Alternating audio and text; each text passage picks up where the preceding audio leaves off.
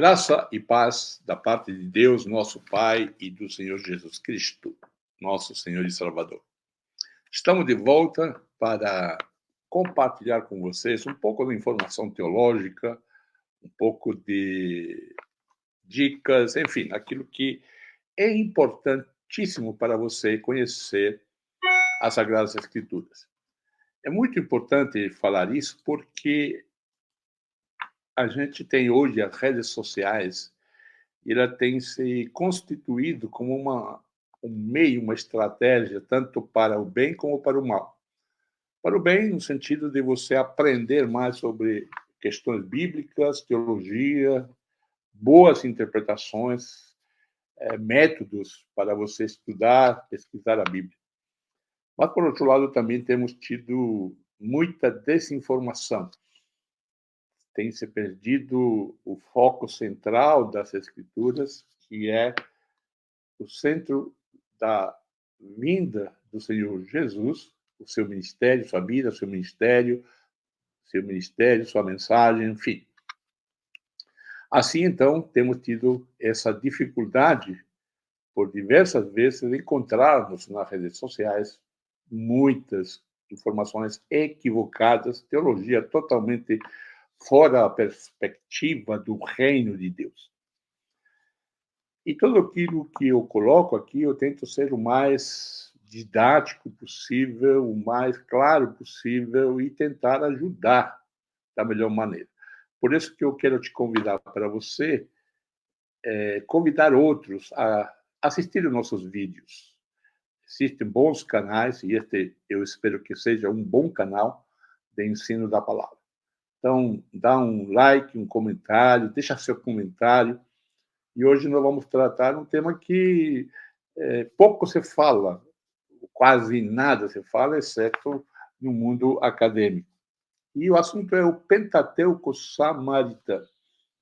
Quando nós ensinamos a Bíblia ou introdução bíblica, fazemos menções mais profundas que ampliam o nosso conhecimento da formação do Antigo Testamento e do Novo Testamento.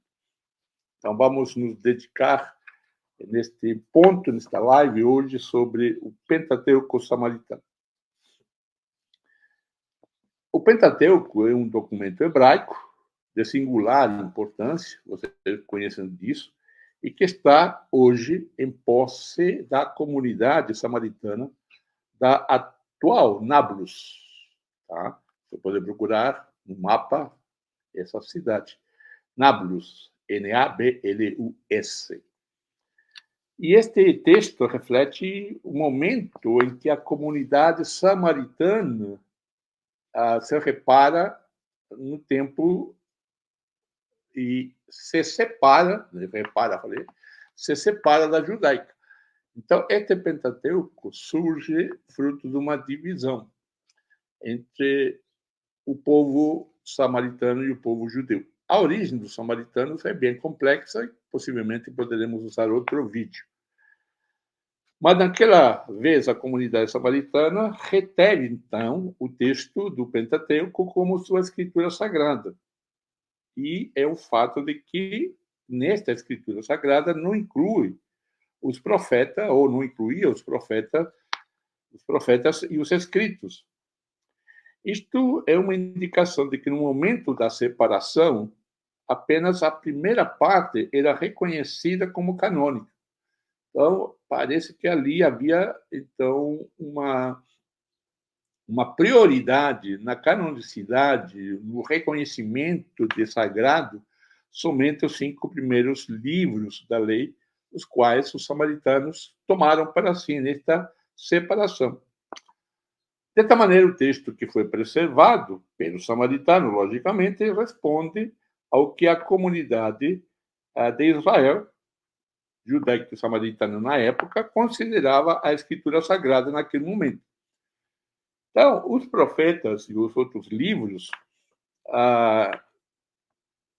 estavam ali, mas quando houve esta separação, somente os livros do Pentateuco, da Torá, como é chamada a Bíblia hebraica, foi adquirida pelo samaritano e levaram para si. Também temos que ver o fato de estar escrito com alguns caracteres que foram chamados de paleohebraico. A escrita hebraica era conhecida assim, essa escrita antes do cativeiro babilônico em 586. Esses caracteres foram os originais hebraicos que, por causa desconhecida, foram mais tarde substituídos durante o tempo de cativeiro por aqueles que hoje conhecemos, né? Aqueles que hoje conhecemos como a escrita quadrada, né? Aqueles desenhos praticamente, e quando o aluno hebraico vai estudar ou aprender hebraico, tem que ser um bom artista em fazer esses quadradinhos. Claro que é difícil avaliar se o fato de estar escrito nesses caracteres corresponde realmente à sua antiguidade, ou porque, em oposição aos judeus, foram utilizados os caracteres que esses tinham abandonados e depois copiou-se sempre da mesma maneira ao longo do século. Então, como você vê, a divisão do Pentateuco, no sentido de ir um grupo para, ou assumir o grupo samaritano e também ficar com o judeu, trouxe também uma divisão que você já conhece muito bem por causa do texto de João, capítulo 4, do diálogo da mulher samaritana. Mas o texto do PS, como chamado, o Pentateuco samaritano, é útil hoje porque podemos avaliar como variante o que foi escrito. Das 6.000 variantes que se possui, a imensa diferença, ou as grandes diferenças, são apenas erros ortográficos, que são próprios dos copistas, e outros erros de compensação são teológicos, quando de maneira tal que consta a mudança de nome, por exemplo, do Monte Sião pelo Monte Gerizim. Então, o que nós temos? Quais são os erros que este Pentateuco samaritano tem? O erro somente dos erros dos copistas, numéricos, ortográficos, e o ponto teológico central, que é quando se muda o nome do lugar de adoração, ou a menção Monte Sião, lugar de adoração, o samaritano muda pelo Monte Gerizim. Isso você conhece porque em João capítulo 4, Jesus, dialogando lá no versículo 20, fala do lugar de adoração, sendo Jerusalém para o judeu e sendo Gerizim para os samaritanos.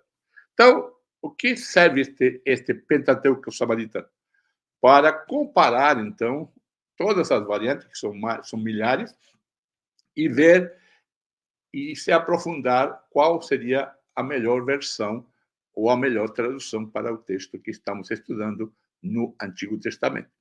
Então, isso é basicamente o que podemos afirmar sobre o Pentateuco samaritano. Eu espero que isso sirva para você e te ajude a pensar também que a Bíblia, ou o Antigo Testamento neste caso, também surge através de um processo longo, como o Novo Testamento aconteceu, que nós, pouco a pouco, vamos estar compartilhando com você neste canal.